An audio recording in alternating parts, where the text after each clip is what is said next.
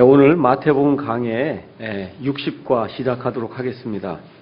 우리가 지난 시간까지 17장 13절까지 이제 공부를 했고, 오늘부터는 이제 14절부터 27절까지 해서 28장을 다 마치고 시간이 허락되면 18장의 그 앞부분에까지 계속해서 나가도록 하겠습니다. 마태복음 24장이 되기 전까지는 이제 아마 상당히 진도가 빨리 나갈 거예요. 특별하게 어떤 교리적인 그런 내용들을 다루어서 이렇게 깊이 해드릴 그런 내용이 없고, 계속 읽으면서 누구라도 명백하게 이해할 수 있는 그런 종류의 내용들이 여기 17장 이후로 나오기 때문에, 그래서 아마 좀 빨리 이렇게 진행을 하고 마태복음 24장에 가서 많이 좀 시간을 들여서 설명을 좀 해드릴 겁니다. 그게 계시록하고 다 이게 연관이 되어 있기 때문에.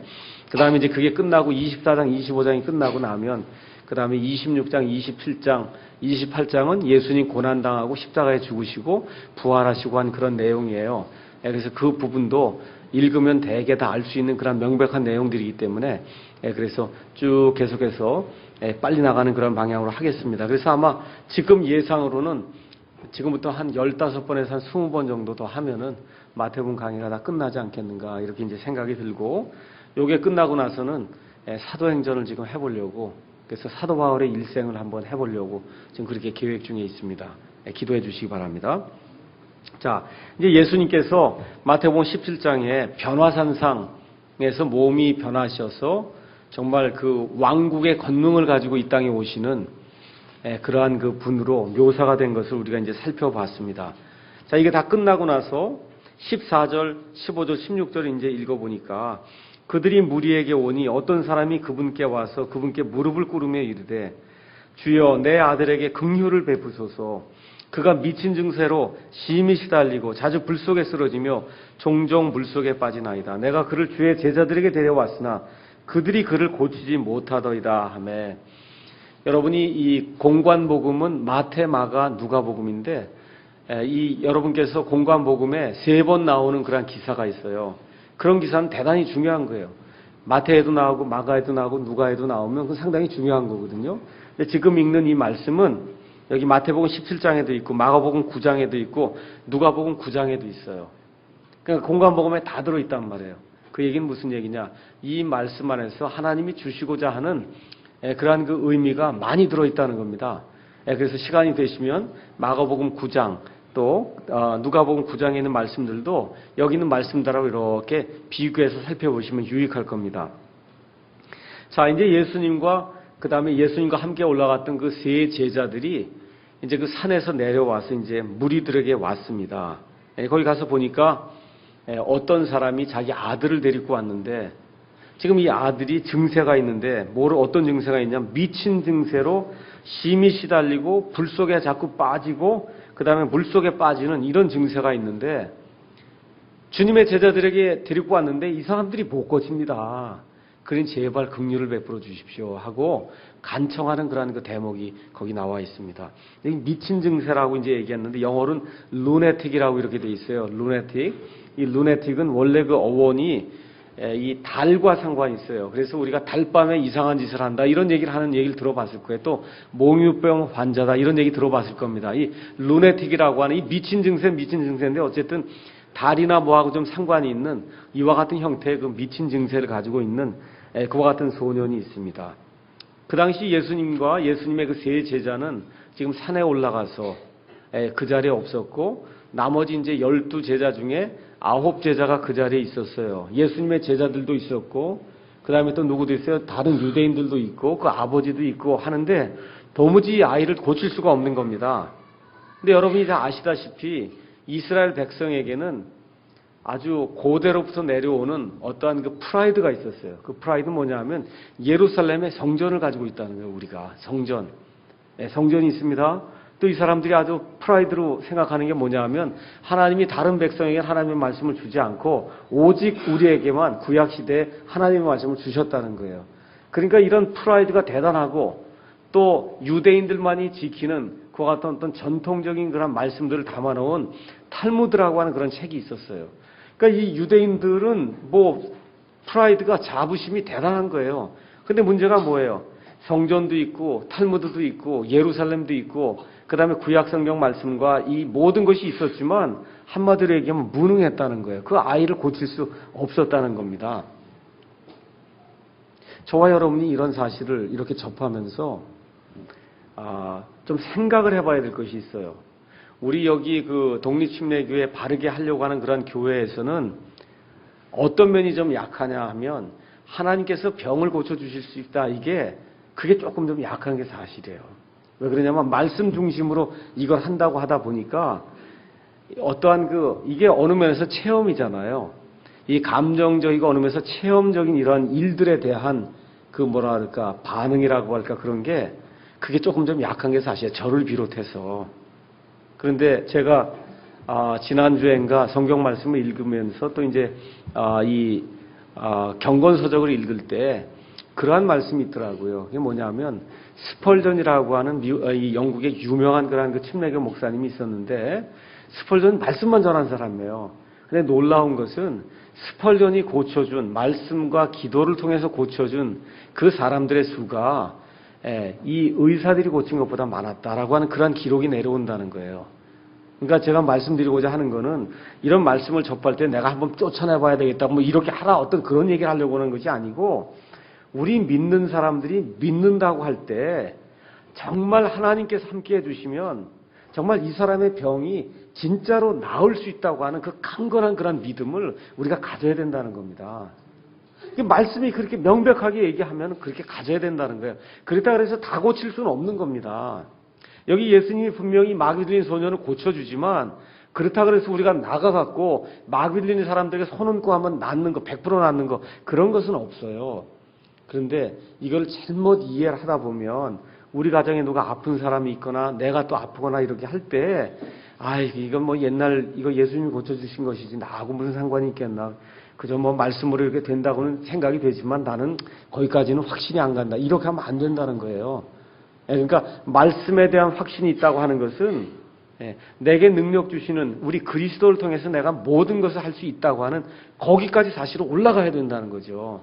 그러니까 스펄전과 같은 그런 사람들이 병을 고치러 다니는 사람이 아니에요. 그럼에도 불구하고 그가 설교 말씀을 통해서 외치는 말씀을 들을 때 병이 낫는 그와 같은 일이 일어났다는 겁니다. 그러니까 예수님 당시뿐만 아니라 지금도 그런 일이 있을 수 있다고 우리가 믿어야 된다는 거죠. 그런 강한 그런 믿음을 가지고 하나님의 말씀을 문자 그대로 우리가 믿을 때 그 믿는 것에는 하나님이 함께 하시면은 이와 같은 병자들도 나을 수 있다고 하는 이와 같은 확신을 우리가 가져야 된다는 겁니다.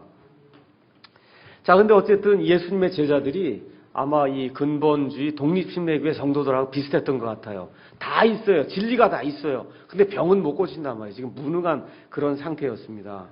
예수님께서 이제 마귀를 내쫓는 그런 그 대목이 나오는데, 예수님께서 17절에 응답하여 이르시되, 오 믿음이 없고 비뚤어진 세대여. 여기 세대라고 나옵니다.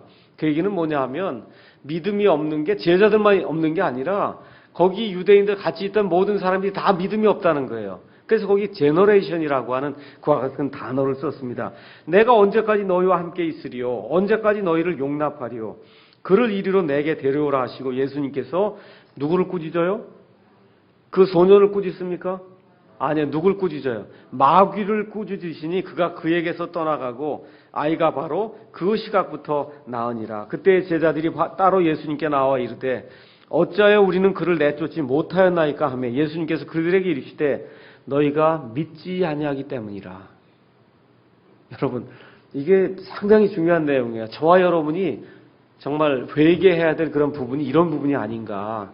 말씀을 중요시하고 진리를 중요시하는 가운데 혹시라도 말씀을 문자로만 자꾸 대하다 보니까 이 말씀이 영이 되지 못해서 그래서 믿지 못하고 말씀을 그냥 문자로만 대하는 이런 케이스가 있었지 않았는가 한번 이렇게 되돌아보는 그런 시간이 되면 좋겠습니다. 너에게 만약 겨자씨 하나일 만한 믿음이 있을진데 너희가 이 산에게 말하여 여기서 저 너머로 옮겨가라 하면 그것이 옮겨갈 것이요 또 너에게 불가능한 것이 아무것도 없으리라. 그럼에도 불구하고 이런 종류는 기도와 금식을 통하지 않고는 나가지 아니하느니라 하시니라. 그래서 여기 첫 번째 믿음이 없고 비뚤어진 그 세대를 가리키면서 예수님이 제자들뿐만 아니라 유대인들 전체를 향해서 이런 말씀을 하세요. 그러면서 거기 suffer라고 하는 그런 단어가 나옵니다. 내가 얼마 동안 너희를 더 용납해야 되겠냐? 이 상태로 어떻게 너희를 계속 두어야 되겠냐?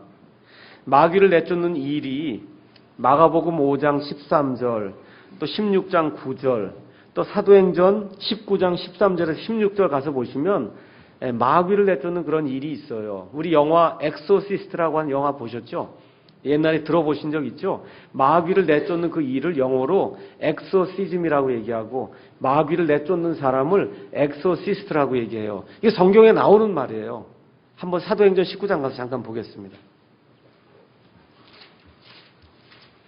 사도행전 19장 13절에서 16절에 가서 보시면 에베소 지역에 가서 말씀을 선포할 때 13절에 그때 떠돌아다니는 유대인들 가운데 마귀를 내쫓는 어떤 자들이 이렇게 나온단 말이에요. 거기 가서 보면 영어로 Then certain of the vagabond Jews, 그 다음에 exorcists라고 나오죠. 영어로. 그렇죠? 그러니까 exorcist가 성경에 나오는 말이에요. 마귀를 내쫓는 자다, 그런 뜻입니다. 이게. 그래서 마귀를 내쫓는 어떤 자들이 악한 영들이 들린 자들을 향해 스스로 주 예수님의 이름을 부르는 일을 하며 이르되 바울이 선포하는 예수님을 힘입어 우리가 너에게 엄히 명하노라 하더라. 유대인으로 제사장들 가운데 우두머리인 스게와라는 어떤 사람에게 아들 7 있었는데 그들도 그와 같이 하며 그 악한 영이 응답하여 이르되 내가 예수님도 알고 바울도 알거니와 너희는 도대체 누구냐 하며 그 악한 영 들린 사람이 그들에게 뛰어올라 그들을 눌러 이기니라. 몇 명을 눌러 이겨? 1명이. 7명을 눌러 이겼단 말이에요. 그러니까 이 마귀가 들어가게 되면 그 힘이 천하장사가 되는 거예요.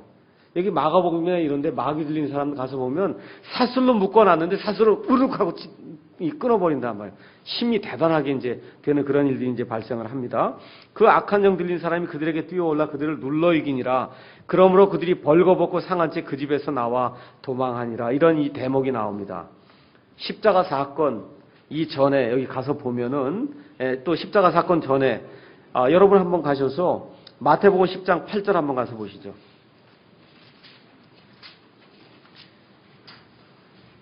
자, 마태복음 10장 8절 가서 보시면 예수님의 그 제자들에게 5절에 예수님이 이 12를 보내시며 12 제자에게 이스라엘의 집에 잃어버린 양들에게 가서 복음을 선포해라 말씀하면서 8절에 병든 자들을 고쳐주고 나병 환자들을 정결하게 하며 죽은 자들을 살리고 마귀들을 내쫓되 너희가 거저받았으니 거저주라 이렇게 돼 있어요. 그러면 오늘 마태복음 17장 읽기 전에 이 12 제자에게 이런 능력이 있었습니까? 없었습니까? 있었잖아요. 이스라엘 백성에 가서 이거 했습니다. 분명히. 그렇죠? 마귀를 내쫓았어요. 죽은 자도 살렸습니다. 이런 일들을 했는데 이 능력이 계속 지속이 못됐다는 거예요. 그러니까 지금 여기 마귀 들린 이 아이를 데리고 왔는데 나머지 9제자가 고치지 못하잖아요. 그렇죠? 그러니까 십자가 사건 전에는 하나님의 말씀이 이렇게 임하여서 이렇게 말씀을 전하고 이렇게 하기 위해서 하나님의 어떤 뭐라 그럴까 증인이라고 하는 것을 증명해 주기 위해서 이렇게 마귀를 내쫓고 죽은 자를 살리는 그와 같은 일들이 있었던 때가 있어요. 근데 그 능력이 항상 지속이 된 게 아니라 여기 마태복음 17장 와서 보니까 9제자가 고칩니까? 못 고칩니까? 못 고친단 말이에요. 이런 일들이 있었다는 사실을 그걸 저와 여러분이 꼭 기억을 해야 됩니다. 그러니까 이게 마귀 고치는 그런 마귀를 이렇게 내쫓거나 병을 고치는 그런 능력이 계속해서 한 사람에게 머물러 있었던 것은 아니다. 특별히 십자가 사건 이전에는 사라졌어요. 왜 그러냐 하면 여기 17장에 가서 가만히 읽어보니까 예수님이 하시는 말씀이 있어요. 거기 가서 보니까 제자들이 와서 물어보죠. 왜 우리는 못 쫓았습니까? 너희 믿음이 없기 때문이다. 이 말씀 다 하신 다음에 21절에 그럼에도 불구하고 이런 종류는 기도와 금식을 통하지 않고는 나가지 아니하느니라. 지금 이렇게 이제 기록이 되어 있습니다. 여기 나와 있는 이 소녀는 어떤 경우에 특별한 경우라는 거예요. 지금까지 쫓아냈던 그런 마귀와는 종류가 좀 다르다는 겁니다. 근데 요거를 또 잘못 이해해갖고 마귀를 쫓아내기 위해서는 반드시 기도와 금식을 해야 된다. 이렇게 일반화하면 안 된다는 거예요. 그러니까 이게 일반화에 오류가 이제 생기면 안 되거든요. 근데 이제 개혁성경 가지고는 그것도 할 수가 없어요. 왜 그러냐면 개혁성경은 21절이 나와 있질 않습니다. 혹시 개혁성경 가지고 계신 분 가셔서 마태복음 17장 21절 딱 읽으시면 뭐로 나와 있어요? 없음 하고 나와 있어요. 없음. 그러니까 뭐 기도와 금식 얘기할 필요도 없어요. 왜 그러냐? 없기 때문에 그것도 얘기할 수가 없거든요. 근데 다만 킹제임 성경을 가지고도 우리가 이런 것들을 잘못 일반화해서 마귀를 내쫓기 위해서는 기도와 금식이 필요하다. 이걸 일반화할 필요는 없다는 겁니다. 그렇지만 어려운 일을 당할 때 기도와 금식이 필요하다. 이 얘기하는 건 당연한 거예요. 어려운 일이 있을 때 하나님 앞에 내 자신을 낮추기 위해서 기도와 금식을 하는 그런 일은 제가 봤을 때 성경이 추천하는 그런 일입니다. 그래서 어려움을 당할 때 그렇게 하나님께 소원을 하고 이런 일들을 할 때 하나님께서 그 상한 심령을 돌봐주신다고 저희는 믿습니다. 자, 그래서 21절은 개역성경을 비롯한 모든 현대역본에 없어요. NIV도 없고 NASB도 없고 현대인의 성경도 없고 공동번역에도 없고 개역 개정판에도 없고 다 없습니다. 여러분이 가셔서 이 개역성경을 가서 보시면 개역성경엔 적어도 신약성경에서만 13구절이 거기 가서 보면 괄호 쳐놓고 없음 이렇게 기록이 돼 있어요. 없음. 근데 여기 21절 가서 보시면 절 번호는 그대로 남아 있어요. 절 번호는 20이라고 적혀 있는데 괄호해 놓고 없어요. 없음 이렇게 적혀 있거든요. 그 얘기는 무슨 얘기냐 하면 없음이 있는 성경이 있고 없음이 없는 성경이 있다는 거예요. 여러분 명백하세요? 여기 없음이라고 써놓은 성경이 있고 아니고 여기처럼 21절에 그럼에도 불구하고 이런 종류는 기도와 금식을 통하지 않고는 나가지 아니하느니라라고 하는 말씀이 있는 성경이 있단 말이에요. 그런데 이 두 개가 같다고 얘기하면 안 되죠. 하나는 없음이라고 적혀 있고 하나는 다른 말씀이 명백하게 기록이 돼 있는데 두 개가 같다 이렇게 주장할 수가 없다는 겁니다. 그래서 성경은 두 종류가 있어요. 없음이 있는 성경, 없음이 없는 성경. 자, 여기 가서 보니까 예수님께서 여기 가서 보니까 믿지 아니하기 때문이다. 믿음이 없기 때문이다. 이런 말씀하시면서 진실로 내가 너희에게 이르노니 너희에게 만일 겨자씨 하나일 만한 믿음이 있을진데 겨자씨가 그 당시 알려져 있는 가장 작은 채소 그 채소의 씨 중에 채소의 씨 중에 가장 작은 것으로 알려진 게 겨자씨인데 그것만한 그 믿음만 있을지라도 이 산에게 말하여 여기서 저 너머로 옮겨가라 하면 그것이 옮겨갈 것이다. 여기 나와 있는 이 산 성경을 읽다 보면 이상한 것을 이야기하는 분들이 많아요. 이 산이 뭡니까? 자꾸 묻거든요. 몰라요, 저도. 이상하게 성경을 읽으면 그 안에 있는 문맥이나 이런 것들, 이런 걸 중요하게 생각을 안 하고 이 산이 뭡니까? 이런 걸 묻는 분들이 있어요. 이 산은 성경에 안 나와 있기 때문에 제가 대답을 못 드립니다. 그건 지금 중요한 포인트가 아니에요. 포인트가 뭐예요? 겨자씨만한 조그만 그런 믿음이 있으면 그게 옮겨진다고 하는 그 말씀이 중요한 거지. 지금 이 산이냐 저 산이냐 이건 중요한 게 아니라는 겁니다. 어떤 사람은 헬몬산이라고 얘기하고 뭐 또 나중에 여러분이 이 비슷한 그런 말씀이 마태복음 21장 21절에도 겨자씨만한 믿음이 또 나옵니다. 이 산에게 옮겨. 그 산은 올리브산이에요. 그러니까 산이 중요한 것이 아니고 겨자씨만한 믿음이 있느냐 없느냐 그게 중요한 건데 이상하게 곁가지의 것들에 신경을 많이 쓰는 분들이 있습니다. 요 근래에도 어떤 분이 인터넷 이제 사이트에 올려서 뭘 좀 가르쳐 달라는 거예요. 그래서 거기 하는 거는 성경 구절 한 20군데 해갖고 가다가 믿음을 잃게 되면 그러면 지옥에 간다. 뭐 이런 식으로 해석할 수 있는 성경 구절 20구절을 이제 가져다 놓고는 이거를 보고는 나는 지옥 갈 것 같은데 이게 어떻게 될 건지 이거를 가르쳐 주시오. 제가 여러분에게 말씀드릴게요. 성경을 해석할 때는 명백한 것을 교리로 삼으셔야 돼요. 잘 들으세요?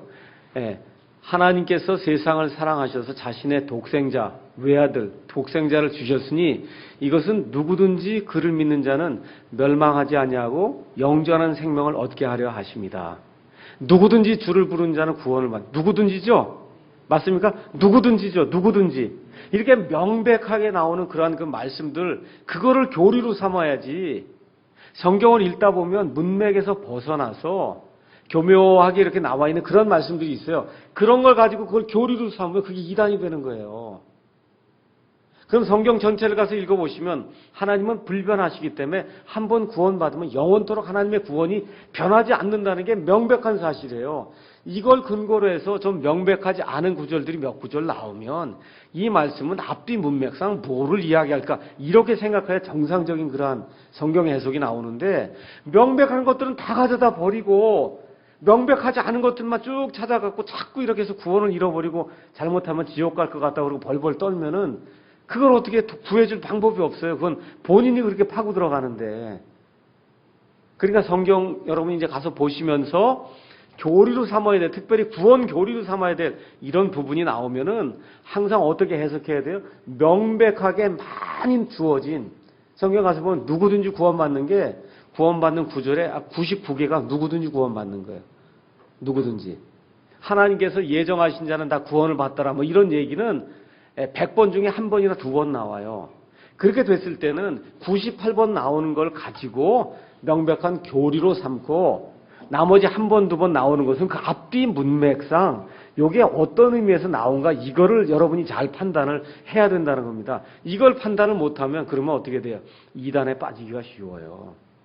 그러니까 지금 이런 것들을 읽으시면서 성경을 이렇게 읽으시면서 그래서 이 하나님의 말씀을 통해서 일반화해야 될 것이 있고 일반화하면 안 되는 그런 내용들이 있다. 이런 내용들을 이제 보시면 됩니다.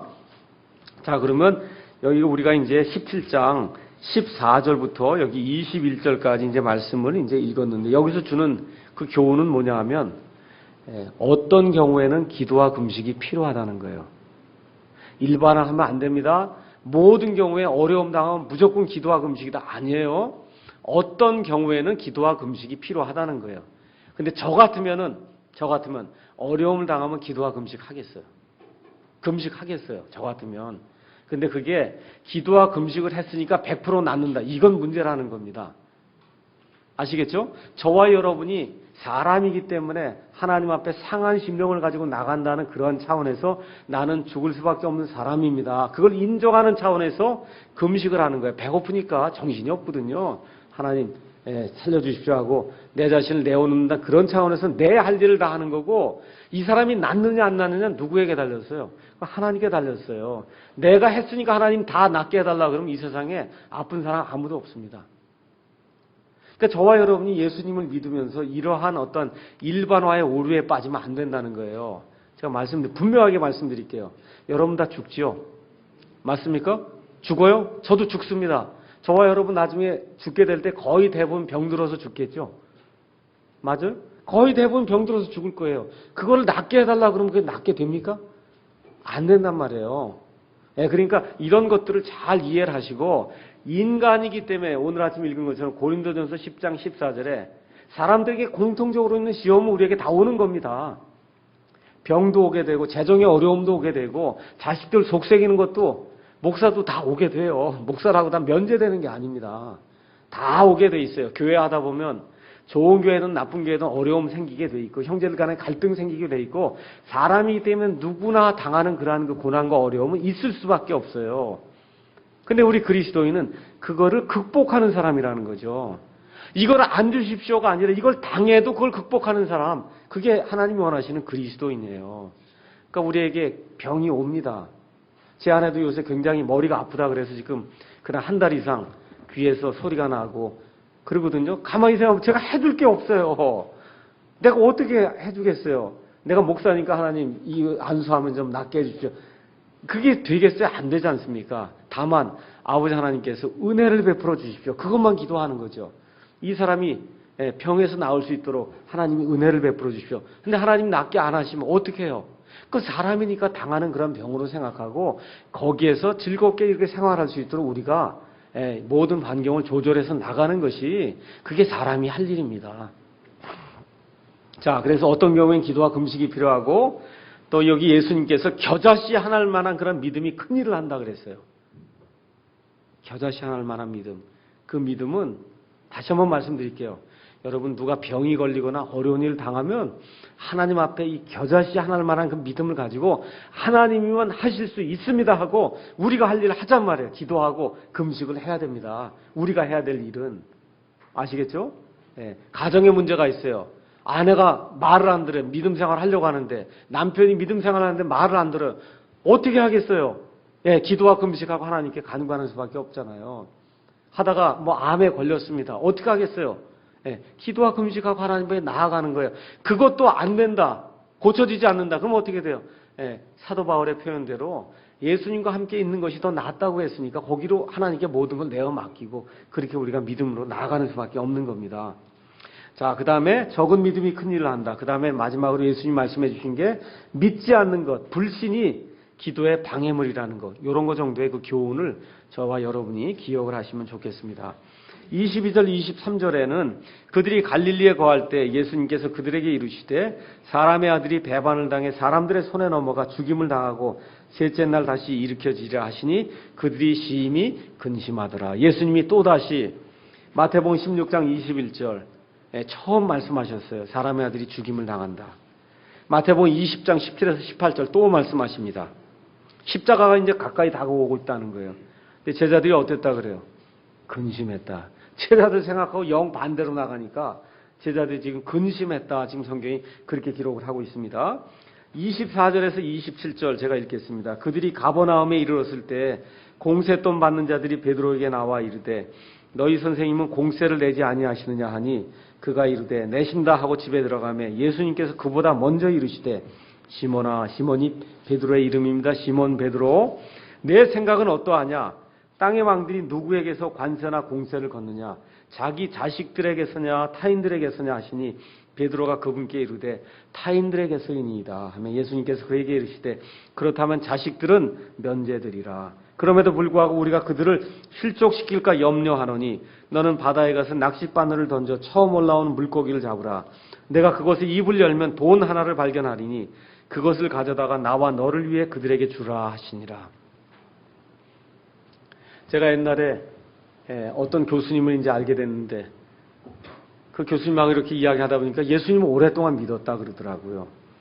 그런데 이 나귀가 말을 했다 그러니까 성경에 그런 얘기가 나옵니까? 그래서 이제 민수기 말씀을 이제 보여줬더니 깜짝 놀라더라고요. 제가 누군지는 알 수가 없는데 이 말씀을 읽고 아이가 이걸 가서 부모에게 얘기했어요. 낚시를 해서 고기를 잡았더니 그 안에 돈이 있어요. 그래서 예수님이 그걸 다 돈을 내라고 얘기를 했더니 엄마가 아니 그런 것도 성경에 있냐고. 지금 그런 내용의 말씀이 여기 한 번만 나옵니다. 왕이 공세돈 낸 거 이게 지금 마태, 마가, 누가, 요한복음에 한 번만 나오는 거예요.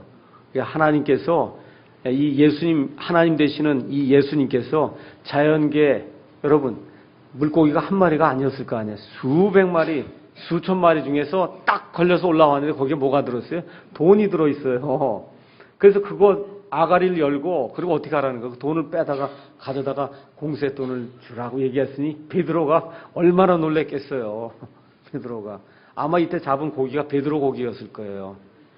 여러분 이제 성지순례라고 가서 갈릴리 바다를 가면은 그럼 요만한 고기가 하나 나옵니다. 그 고기 이름이 베드로 고기예요. 고기의 이름이 진짜 베드로 고기. 그래서 튀겨서 한 마리 줍니다. 먹으라고. 거기 주거든요. 아마 이런 고기였을 거예요. 이 갈릴리 바다에서 많이 잡히는 얼마나 놀랬겠어. 딱 잡아서 올렸더니 그 안에 돈이 하나 들어있었으니까. 자, 여기서 어떤 교훈을 우리가 배울 것이냐 하면 공세돈 받는 자들이 나오는 게 이거를 길게 얘기하면 공세돈 받는 자들이고 짧게 얘기하면 세리입니다. 지금의 세금 공무원이에요. 그 당시에 세리는 이 악당 중에 악당이 세리였어요. 그 당시에. 아시죠? 로마 정부 하에서 로마 정부의 편을 들면서 그래서 로마 정부에서 100원 세금 내라 그러면 200원, 100원 세금 내는 걸로 고지서 발부해갖고 200원 받아서 100원은 자기가 챙기고 100원은 로마 정부에 내고 이거 하는 게 이 공세돈 받는 그러한 세리들이 하는 그러한 일들이었습니다. 공세를 왜 안 내느냐? 지금식으로 얘기하면 니들 왜 세금 안 내고 사냐? 그런 얘기예요. 그리스도인 세금 내야 됩니까? 안 내야 됩니까? 저희는 하늘 왕국에 속한 사람들이기 때문에 이 땅에 세금 낼 필요 없습니다. 성경은 그렇게 가르치지 않아요. 성경은 예수님도 내야 된다고 말씀하시고 우리 로마서 13장 가서 보겠습니다. 중요한 내용이에요. 로마서 13장 1절에서 4절에 있는 말씀 가서 제가 읽겠습니다. 모든 혼들은 더 높은 권력들에 복종할지니 하나님으로부터 나지 않은 권력이 없으며 이미 있는 권력들도 하나님께서 임명하셨느니라. 이명박 대통령, 지금 대법원장 하시는 분, 이런 모든 분들 사람이 이렇게 선거에서 뽑은 것 같은데 다 누가 임명했다고요? 하나님이 함께 하지 않으면 그 사람이 대통령 할 수 없다는 거예요. 그러므로 누구든지 권력에 거역하는 자 하나님의 규례를 거역하나니 거역하는 자들은 스스로 정죄를 받으리라. 치리자들은 선한 일이 아니라 악한 일에 대하여 두려움이 되나니 그런즉 내가 권력을 두려워하지 아니하려느냐? 선한 일을 행하라. 그리하면 내가 그에게 칭찬을 받으리라. 가서 4절 보니까 뭐라고 되어 있냐면 그는 하나님의 사역자로서 여러분 아유, 제가 교회 사역을 해야 됩니다. 저는 사역자입니다. 사역자라고 하는 그런 말을 잘못 인용하는 사람들이 있어요. 하나님의 사역자. 대통령도 여기 가서 보니까 하나님의 뭐로 돼 있어요? 사역자라 그러지. 사역자는 원래 미니스터란 뜻이에요. 그건 종이란 뜻이에요. 이 나라를 치리하도록 하나님이 맡겨놓은 그와 같은 종이 대통령이다, 그런 뜻입니다. 이 사역자라고 하는 게 좋은 뜻 아니에요. 제가 하나님의 사역을 하고 있습니다. 그 얘기가 한국교회에서는 엄청난 큰일을 하는 걸로 생각하는데, 원래 그 사역의 뜻은 미니스트리, 그걸 하는 사람은 미니스터, 미니스터는 종이다, 그런 뜻이에요. 종. 하나님의 종으로서 내게 선을 베푸느니라. 그러나 내가 악한 일을 행하거든 두려워하라. 이렇게 쭉 얘기하면서 거기 가서 보니까 5절, 그러므로 너희는 진노 때문만이 아니라 양심을 위해서도 반드시 복종해야 하느니라. 이런 까닭에 너희가 모두 바칩니까? 공세도 바친다는 거예요. 소득세도 내고 양도소득세도 내고 여러 가지 것들 내야 된다는 겁니다. 왜 그래요? 나라를 이끌고 가는 그 대통령을 비롯한 모든 권력들을 하나님께서 임명해 주셨기 때문에 그 권력들이 하나님을 대적하고 믿지 못하게 하는 그런 악한 일을 하는 것, 그걸 제외하고는 항상 이 권력에 순종을 해야 된다. 성경이 지금 그렇게 이야기를 하는 겁니다. 그래서 공세를 내야 되는 거예요. 마태복음 22장 15절에서 22절에도 사람들이 와서 이제 시험합니다. 카이사라에게 세금을 내야 됩니까? 내지 말아야 됩니까? 예수님께서 카이사라의 것들은 카이사라에게, 하나님의 것들은 하나님에게 바치라고 얘기하거든요. 그래서 세상에서도 우리가 살면서 세상 시민이 우리가 이기 때문에 한국 시민은 한국에, 미국 시민은 미국에 마땅히 내야 될 그런 세금들을 내야 된다. 성경이 그렇게 이야기하고 있어요. 자, 여기 가서 보니까 베드로라고 하는 사람이 나오는데, 저는 베드로를 이렇게 보면서 시원시원해서 좋다, 그런 생각이 좀 들어요. 예수님이 묻죠. 뭐라고 묻습니까? 자, 시몬아, 내 생각은 어떠하냐? 땅의 왕들이 누구에게서 관세나 공세를 걷냐? 자기 자식들에서 걷냐? 아니면 외국인들, 아니면 타인들에게서 걷냐? 그랬더니 베드로가 머뭇거려요? 머뭇거리지 않아요. 머뭇거리지 않아요. 누구에게서 걷는다 그래요? 타인들에게서 걷습니다. 여러분, 예수님을 믿을 때에 나타나는 특징이 하나가 있어요. 그 특징은 뭐냐 하면 명백하게 이야기하는 거예요. 예수님 믿습니까? 그러면 예, 믿습니다. 그렇죠? 어떻게 구원받습니까? 예수님을 통해 믿습니다. 구원받습니다. 천국이 있는 거 믿으십니까? 예, 믿습니다. 이게 제 생각에 누군 뭐라 그러는데 하고 이게 주절주절 이렇게 나가면서 믿는 믿음이 확실하지 않으면 이게 곤란하다는 거예요. 성경 여러분이 가셔서 마태복음까지 이렇게 읽어보세요. 종교 지도자들이 대답하는 건 항상 명백하지 않아요. 이렇다고 그럽니다. 자, 한번 가서 읽어보겠습니다. 성경 말씀. 한번 가서 읽어. 마태복음 21장 25절. 예수님이 수제사장과 백성의 장로들이 예수님께 나와서 내가 도대체 많은 일들로 이런 권위를 가지고 이런 일들을 행하는데 이런 권위를 누가 내게 줬냐? 그 얘기하니까 예수님이 나도 너희들에게 한 가지 묻겠다. 그거 대답하면 그러면 내가 너희에게 대답을 하겠다. 자, 25절. 요한의 침례가 어디로부터 왔느냐? 하늘로부터 왔느냐? 사람들에게서 났느냐? 지금 베드로에게 아까 물은 거랑 똑같은 거죠. 공세나 관세를 자기 자식들에게서 걷냐? 타인들에게서 걷냐? 그러니까 베드로가 거침없이 뭐라 그래요? 타인들에게서 걷습니다. 물어볼 거 있어요? 없어요? 없는 거예요. 여기도 마찬가지예요. 이 침례자 요한이 회개의 침례를 줘서 이스라엘 백성이 예수님 대신, 메시아 되시는 예수님께 돌아가라고 그렇게 하면서 많은 그와 같은 회개의 침례를 이제 했습니다. 그게 뭐라 그래요? 이 회개의 침례 준 이 요한의 침례가 사람들에게서 났냐? 아니면 하늘에게서, 아니면 하나님에게서 났냐? 그럼 여러분 대답이 어떻게 돼야 되겠어요? 딱 하나로 명료하게 나와야죠. 어디서 난 거예요? 하나님이 주신 겁니다. 이렇게 대답을 해야 되는데 거기 가서 보니까 뭐라 그래요? 서로 따져보며 이르되 만일 우리가 하늘로부터 왔다 하면 그가 우리에게 그런데 어찌하여 너희가 그런 믿지 아니하였냐 할 것이요. 만일 우리가 그 침례는 사람에게서 난 겁니다. 그러면 사람들이 우리를 돌로 칠 테니 이거 어떻게 하겠냐. 종교 지도자들이 이렇게 우왕좌왕하는 모습이 성경 말씀 보면 굉장히 많이 나와요. 근데 예수 믿는 사람들은 대답이 어때요? 단일하고 명쾌해야 된다는 거예요. 이게 그냥 명백하게 하나님의 것이면 하나님의 것, 사람의 것이면 사람의 것, 하늘에서 났으면 하늘에서 났다 그러고 자기 자식들에게서 얻으면 자식들이라고 얘기하고 타인들에게서 얻으면 타인이라고 이렇게 명백하게 명료하게 이야기를 해야 됩니다. 자, 그래서 예수님께서 이 말씀을 이제 하니까 사도 베드로가 뭐라고 대답해요? 공세나 관세는 자식들에게서 걷지 않고 누구에게서 걷어요? 자식이 아닌 타인들에게서 걷습니다. 그렇게 얘기하니까 예수님이 뭐라고 말씀하시냐 하면 뭐라고 또 말씀하세요? 26절 그렇다면 자식들은 면제가 되리라. 그러면 이 말씀은 뭐냐면 내가 유대인들의 왕으로 이 땅에 와서 너희는 사실 내 자식이나 마찬가지다. 그러니까 실질적으로 나나 너희는 낼 필요 있어요 없어요? 실질적으로는 낼 필요 없다는 뜻이에요. 낼 필요 없다. 왜 그래요? 그 다음에 그럼에도 불구하고 있잖아요. 27절. 낼 필요가 사실은 없어요. 우리는 하나님의 왕국에 속한 사람들이기 때문에 사실은 낼 필요가 없다. 그럼에도 불구하고 우리가 그들을 실족시킬까 염려하노니 너는 바다에 가서 낚싯바늘을 던져 처음 올라온 물고기를 잡으라. 지금 그렇게 이야기하는 겁니다. 자, 여러분과 제가 사도 바울의 서신서를 읽으면 이와 같은 대목이 굉장히 많이 나옵니다. 무엇이든지 할 수 있다는 거 한번 가서 읽어보겠습니다. 고린도전서 6장 12절 읽어보겠습니다.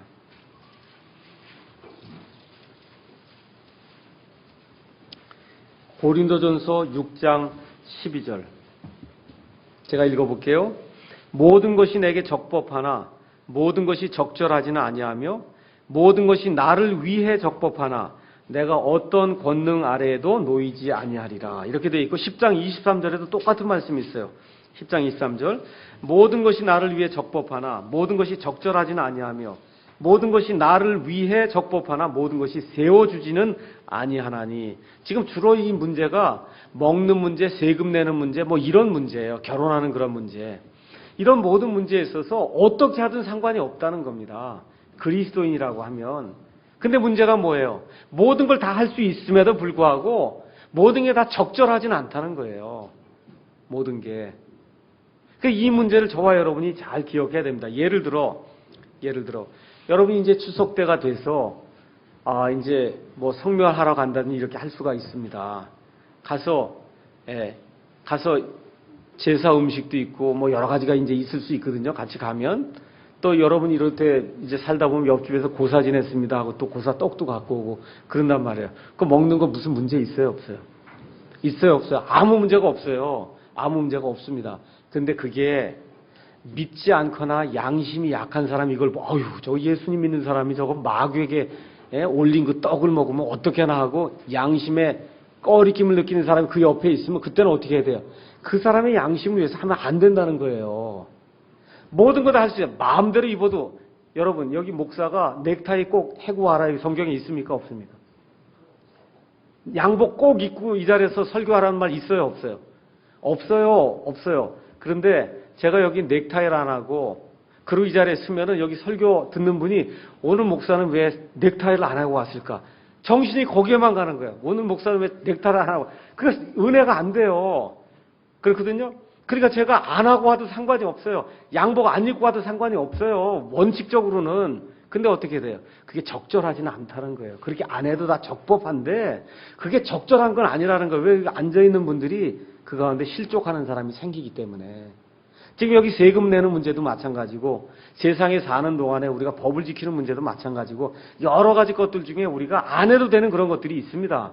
근데 문제는 그걸 안 하게 되면 예수님의 복음이 방해를 받게 되고 예수 믿는 사람이 자꾸 손가락질 당하게 되고 하면 복음 전파가 막히게 되거든요.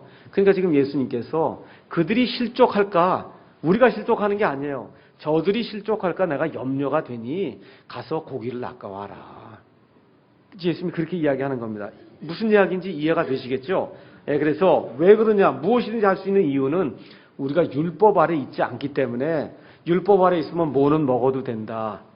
뭐는 어떻게 해야 된다. 어느 교회 가면 치마는 여자들 반드시 치마를 입어야 되는데 치마는 무릎에서 뭐 15cm다. 목사가 정하면 15cm 위로 가게 되면 맨날 질타를 받는 거예요. 이런 교회들이 있습니다. 이런 교회들이. 이게 율법이라는 겁니다. 이게 율법. 그런 일들을 하면 안 된다는 거예요, 교회가. 왜 그래요? 율법 아래 있지 않아요, 이제 더 이상. 그 뭐라고만 제가 얘기하면 돼요. 단정하게 입고 오십시오. 제가 여러분에게 그렇게만 이야기하면 돼요. 단정하게 입고 오십시오. 그건 하나님께 대한 예의입니다. 제가 그렇게 한번 이야기하면 나머지 여러분이 알아서 단정하게 입고 와야지, 어떻게 입는 게 단정하다까지 다 얘기를 하면 그건 율법이 된단 말이죠. 그래서 우리가 율법 아래 있지 않기 때문에 그리스도인들은 어떤 일 해도 상관이 없습니다. 그럼에도 불구하고 다른 사람들에게 실족거리가 되면 그런 복음 전파하는데 문제가 생기기 때문에 그런 일을 하면 안 된다는 겁니다. 그래서 로마서 13장 8절에서 10절에 있는 그런 말씀에 따라서 사랑의 법 때문에 다른 사람을 실족시키는 그런 일을 해서는 안 된다는 겁니다. 가서 한번 보겠습니다. 고린도전서 10장 32절에서 33절에 있는 말씀을 한번 가서 보겠습니다. 거기 가서 보니까 사도 바울의 그 심정이 이제 표현이 되어 있어요. 제가 읽겠습니다. 그런즉 너희가 먹든지 마시든지 무엇을 하든지 다 하나님의 영광을 위하여 하라. 유대인들에게나 이방인들에게나 하나님의 교회에나 어떤 실족거리도 주지 말되 그건 많은 사람이 구원을 받도록 내가 내 자신의 유익을 구하지 아니하고 그들의 유익을 구하면서 모든 일에서 모든 사람을 기쁘게 하는 것 같이 하라. 이렇게 돼 있어요. 지금 특별히 이거 먹는 거, 입는 거, 뭐 세금 바치는 거, 뭐 이런 얘기를 지금 하는 거거든요. 먹든지 마시든지 무엇을 하든지 다 뭐를 생각하고 항상 하나님의 영광. 지금 예수님이 공세를 안 내면 하나님의 영광이 가려진단 말이에요. 다른 사람들이 실족하니까, 아니 하나님 뭐 이렇게 선하다고 얘기하고 하나님이 거룩하다고 하는 분이 돈도 안 내, 세금도 안 내, 이렇게 되면 이게 곤란해진다는 겁니다. 그렇죠? 모든 걸 다 영광을 위해 해라. 그 다음에 사도 바울이 얘기하는 게 이 세상에는 세 부류의 사람이 있다는 거예요. 세 부류. 십자가 사건 이후에는, 십자가 사건 이전에는 이 세상에 부류가 두 부류가 있었어요. 유대인하고 또 누가 있어요? 이방인하고 두 부류만 있었어요. 그런데 십자가 사건 이후에 교회가 형성이 되고 나서는 세 부류로 바뀐단 말이에요. 그럼 뭐로 나와요? 유대인들, 그 다음에 또 누가 있어요? 이방인들, 맞죠? 그 다음에 하나님의 교회. 이 세 부류의 사람들이 있는데 이 세 부류 사람들에게 실족거리를 주지 말아라. 실족거리를. 교회는 누구예요? 이방인이든 유대인이든 상관이 없이 예수 그리스도만이 나의 구원자입니다 하고 예수님께 신뢰를 둔 그 사람들이 하나님의 교회예요. 이 실족거리를 주지 말되 어떻게 하라는 거예요? 내가 많은 사람이 구원을 받도록 하기 위해서, 그래서 내 자신의 유익을 구하지 아니하고 다른 사람들의 유익을 구하면서 하나님의 복음이 가로막히지 않도록 내가 지금까지 해온 거 너희가 보지 않았냐. 그거 하기 위해서 사도 바울이 어떻게 했어요? 자비량했잖아요. 어떻게 해서 사도 바울이 고린도전서 9장 가서 보시면 하나님의 말씀을 선포하는 자들이 하나님의 말씀을 듣는 자들에게서 월급을 받든지 사례비를 받아서 그래서 이렇게 이 가정을 유지하고 나가는 것이 맞는다 그래요? 틀린다 그래요? 맞는다 그래요? 맞아요. 그 맞는 일이에요. 반드시 그렇게 해야 돼요. 그게. 근데 사도 바울이 난 안 한다 그랬어요. 왜 안 한다 그랬어요? 그 일 하는 것으로 말미암아 혹시라도 하나님의 복음을 선포하는 것이 가로막혀질까 봐 그걸 안 한다는 겁니다. 지금 사도 바울이 얘기하는 거예요. 내 유익을 구하지 않고 다른 사람의 유익을 먼저 구하는 그런 것이 필요하다고 얘기하는 거예요. 그래서 사도 바울은 돌아다니면서 어떻게 했어요? 낮에는 텐트를 만들고 밤에는 하나님 말씀을 전해서 그걸 우리가 스스로 양식을 예비하는 사역이다 얘기를 해서 자비량 사역이다 그렇게 얘기를 하는 겁니다. 그런데 또 자비량을 한다 그래서 또 교만해지면 안 돼요. 나는 내 거 벌어서 내가 먹으니까 나는 잘하는 거다. 자랑할 필요도 없는 거예요. 원래는 하나님의 말씀을 선포하는 자는 하나님의 말씀으로 살리라 했기 때문에 교회에서 원래는 사례비를 목사에게 줘야 되는 게 그게 맞는 겁니다. 근데 어떤 경우에는 사례비 없이 하는 것도 있을 수 있다는 거예요. 어느 경우에 자기가 판단을 해보고 또 내 와이프가 직업이 있거나 내가 무슨 직업이 있어서 나는 스스로 할 수가 있습니다. 이런 경우에는 굳이 교회의 짐을 이렇게 지우지 않기 위해서 그래서 내가 그대로 하겠습니다. 오늘 한 형제가 왔어요. 그 형제가 앞으로 사역을 하려고 그런다 그래서 제가 집을 여기 동네로 옮겼다 그러는데 아침에 그 얘기를 듣고는 앞이 캄캄하더라고요. 이거 큰일 났네. 이거 어떻게 해야 될까. 그 점심 먹다 보니까 그 자매님이 제가 간호사로 요 옆에 이미 직장을 구했습니다. 그러니까 제가 앞이 환해지더라고요. 아유 그렇게라도 해서 이게 일단은 자비랑 해야지. 그렇잖아요. 멀리서 여기서 어떻게 하든지 한번 사역을 배워보든지 하겠다고 왔는데 아무것도 없으면 어떻게 하겠어요? 아, 참 감사하다 그런 생각이 좀 들더라고요. 그러니까 그것도 뭐예요? 남의 유익을 위해서 그렇게 다 준비하고 그렇게 하는 거 아닙니까? 그래서 저와 여러분이 오늘 이런 말씀을 통해서 심지어 하나님 되시는 예수님도 믿지 않은 사람들이나 이게 세리들이잖아요. 이 세리들마저도 실족하게 그렇게 만들지 않기 위해서 그래서 어떻게 해요? 자연계의 명령을 내려서 너 물고기 오늘 와라 이거야.